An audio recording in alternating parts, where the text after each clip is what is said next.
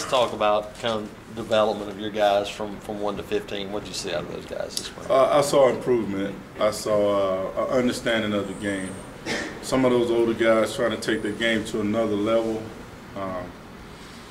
And I saw some improvement inside also. I really saw some improvement in D4. D4 probably was the guy this spring that went from 1 to 15.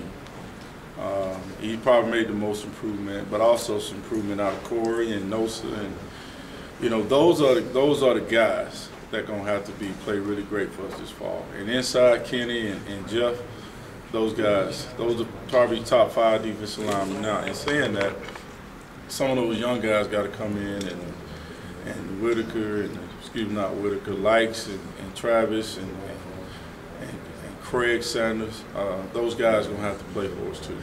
You got some numbers at defensive end of some of what y'all were doing Saturday, putting right. Several of them in there at once. Does it give you some flexibility to have those guys you got there? Ooh, I told them this morning. I looked at them and saw those 4 guys out there.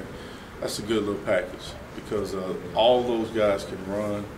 And all those guys are very athletic. So, you know, we're going to have to do some things like that this fall to overcompensate for, you know, the lack of depth inside. So, you know, one thing it does, I see some frowns on Kenny and Jeff's face when they come in there. Not really frowns. They like, oh, so okay, here we go. Now, it gets some competition going. So, I think they take it the right way. You know, they were like, Coach, you know, I said, well, this fall, you know, we got to bring it. You know, because, you know, if it's not getting done, we got to get guys that can do it. And not saying that they didn't get it done, but we're just trying to get some really, really athletic guys on the field, put our best 11, and try to give us a chance to get after the quarterback. What did you see out of D this spring that maybe, obviously you kind of went into it fresh with everybody, but what did he show you this spring that kind of? Oh, he showed the explosiveness, just the explosiveness to get off the football. I mean, a couple of times he was clearly ahead of everybody else. He just had a knack for getting off the football. Now, sometimes he wants to drift a little bit and get too wide, but he really started understanding who he was and what he brought to the game. And you start seeing it every day, and he just started focusing on those things. And you can see him getting better at it. You know, he didn't get bored with what he was doing. He got better at what he was doing, and it just showed. How much would it mean for a defensive line, though, to have some explosiveness outside? Those guys that can push the edge. No question. But, you know, if you have that, the most important element of pass rush to me is to push up the middle. Because, you know, the quarterback, he really sees, he's looking downfield, so he feels color.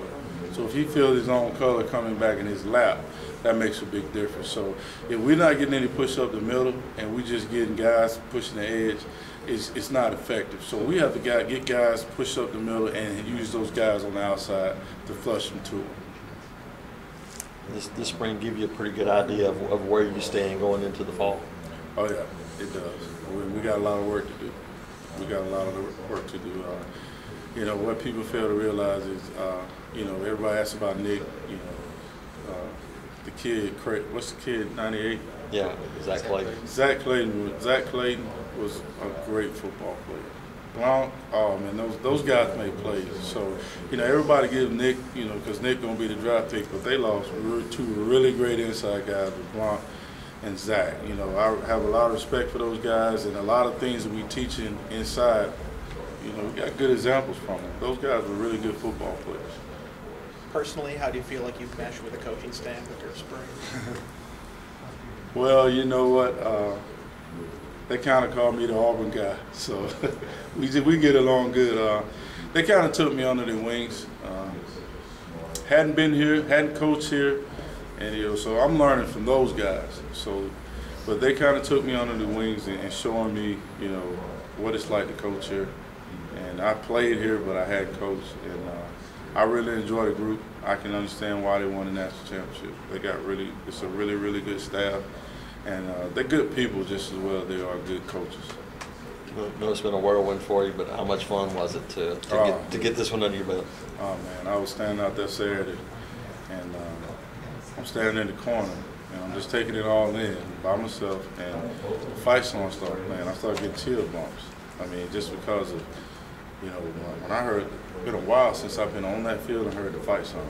It actually been since I played, and it was just You know, you stood back and you just took it all in. But at the same time, I know it's a job got to be done, and you know, you can't explain the excitement that I have just coaching every day. You never take it for granted, because in our profession, you know, one year you one place and the next year you could be somewhere else. So, you know, the journey to get me here, you know, I don't ever take one day for granted. You know, one day it could be my last. It could be, you know, you just never know in this profession. So, you know, I take one day and I run with it.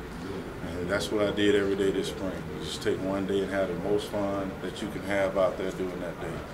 Because that's one thing I realized, that getting here and just the journey to get here, you know, was, you know, moving 7 times and, you know, actually being in a high school, you don't ever take it for granted. So to ask me to did I have a great time was an understatement. I had a blast.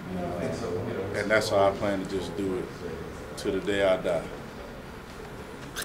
Appreciate it, Mike.